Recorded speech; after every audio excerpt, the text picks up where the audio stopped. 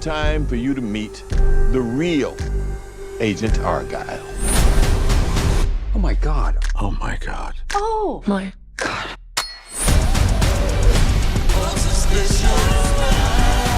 Argylle is directed by Matthew Vaughn, and Matthew Vaughn has brought us movies like Kick-Ass and Kingsman. He's got a great way of blending both comedy and action together, so when I heard that he was making another spy movie, this time starring Henry Cavill, John Cena, Bryce Dallas Howard, Sam Rockwell, Sam Jackson, Bryan Cranston, so many other big names also mashed into this movie, with that kind of star power, with that kind of director power, and just another spy-centered movie that was going to be a blend of action and comedy, I got really excited. Now, I'll get into my thoughts on this movie here in a second, but just to give you a quick synopsis, essentially this movie starts with a spy mission between the characters of Henry Cavill and John Cena, who are playing Agent Argylle and Agent Wyatt, and as the scene progresses between the two of them on a spy mission, you see the whole screen pause, and you realize that the whole scene is being written by Bryce Dallas Howard's character of Ellie Conway, and Ellie Conway is a spy novel writer. So you find out that that whole world you were being introduced to in that first act is actually just subverting your expectations, because this is about Ellie Conway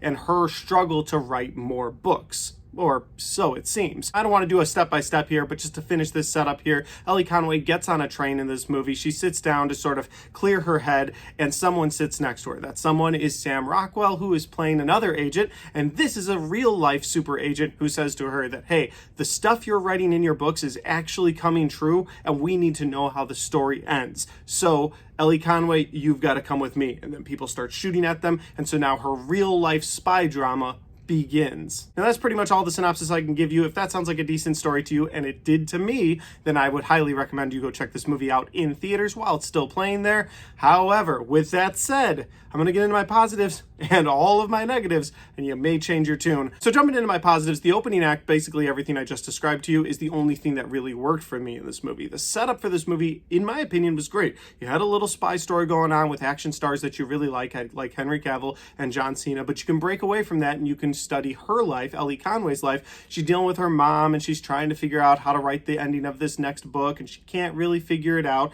Ellie Conway is trying to move forward with her life after she had some sort of accident. Again, all of that setup worked for me, but as soon as it gets real life, as soon as another spy comes in, takes her away, and while that may sound intriguing, what they do with it is not done very well. So my positives unfortunately end with that first act. After that first act's over, it's completely downhill from there. Since we're talking about characters, we'll jump into my negatives and start talking about the characters themselves. So you've got the characters of someone like Sam Jackson, Sam Rockwell, Bryce Dallas Howard, Bryan Cranston, all these people who come into the movie in those second and third acts and try to make their way through this movie with you as the viewer.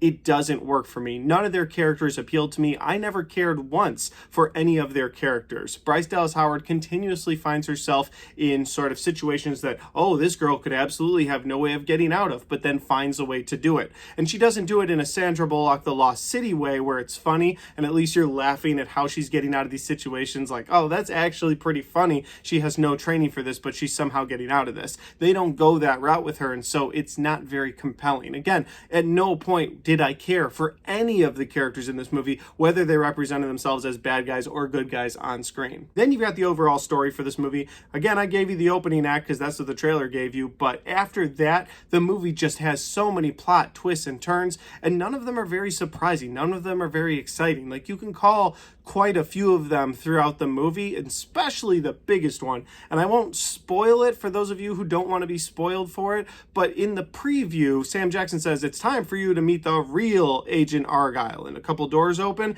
And so I'm sitting here thinking, okay, we're going to get like another star. He's already got a star-studded cast. Who are we going to get? And the reveal is just extremely disappointing. Not only is that reveal disappointing, but there's several other things that they set up throughout this movie where they're like, yeah, this person died on a mission. And at this point, you're just like, no, they didn't. They're going to show up. And sure enough, they do show up. And it's annoying at that point. The movie, again, it tried to subvert your expectations to start. And I appreciated that. I was like, okay, I'd rather follow this story. I'm good with that. And then you can kind of go back and forth with those other characters, but they don't. They continue on with this story, and it just spirals downward to a point where you don't care about anybody on the screen, including the cat. And finally, my last negative in this movie, and it really pains me to say this for a Matthew Vaughn movie, but the action scenes are way too over the top. Listen, Matthew Vaughn is known for crazy action, like Kick-Ass, like Kingsman. Is all of that necessarily true-to-life action scenes? Could you see something like that happening in real life? No, absolutely not. But in this movie, it goes so far outside the realm of believability that it didn't make it enjoyable. It's like they forgot to, oh yeah, we're supposed to make this enjoyable. Now, I won't spoil all the different things that I thought just irritated me throughout this movie, but I will give you one of them here, and you can kind of see where I'm going with this. There's a scene where all these soldiers are in a room and oil spills across a concrete floor. So in order to take them out, none of them can use their guns because there's oil. So Ellie Conway grabs 2 knives, shoves them into the bottoms of her boots, and then ice skates on oil-covered concrete floors. She ice skates around the room to kill them all with knives. And it's just, again, so far out of the realm of possibility, it didn't make it fun at all. Like, none of that scene was fun to me. At one point, she's doing this dramatic, like, dive, and she grabs her knives and holds them out, and you can see the blades don't touch the soldiers, but all the soldiers fall backwards. And again, we're not in the fictional story part of the movie. We're in what is supposed to be happening in real life part of the movie.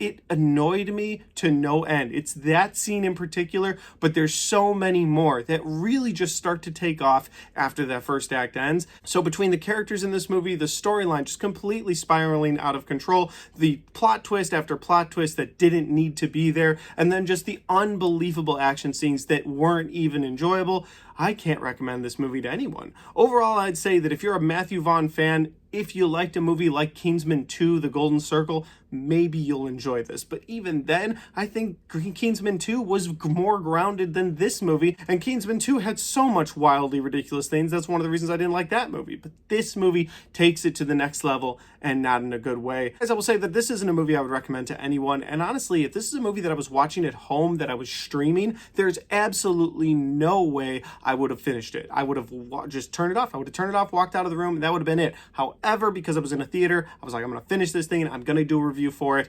And here's the thing too, I know that the last couple of reviews I've said, hey, I don't recommend this movie to you guys, but maybe it's just early year 2024 movies this year. They're just not hitting. I don't know, because it's not every year. Last year we had a movie called Cocaine Bear, and it was literally about a bear who snorted so much cocaine that it goes on a wild rampage. And yet they found a way to make that movie enjoyable. That movie, that concept, something I wanted to go back to in the future. It's a movie I bought on Blu-ray and I will watch again in the future. But a movie like Argylle that just suspends all total disbelief, and you just have to sit there and watch this movie spiral out of control with all these plot twists that nobody cares about. Again, I don't recommend you watching in theaters, and I don't recommend you watch this on streaming. I'd skip it entirely. But those are just my opinions, because that's my review for Argylle. Guys, if you had a chance to see Argylle yet, if you have, I'm sorry you went and saw it, but if you did, let me know in the comment section down below what you thought about Argylle. If you liked it, if you didn't like it, if you agree with me, if you disagree with me, I like knowing all that in the comment section. And finally, guys, if you like this review and you want to watch more, don't forget to hit the like button, because it helps the video, it helps the channel,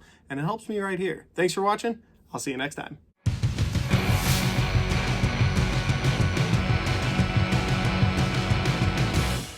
All right, guys, we got to the end of the Argylle review, and it's coming out a little late. It's been about a week and a half since I've seen this thing, but I just didn't have time to record. On top of that, I got really sick and lost my voice, so I need like a month where I can just do all my reviews on time. And work or sickness or life doesn't just stop me. Most reviewers are probably like that. There's probably something like that around all of them. But with that said though, guys, if you like this, you want to watch more content, well, I've got all of my 2023 reviews right there, and I've got all of my 2024 reviews right there.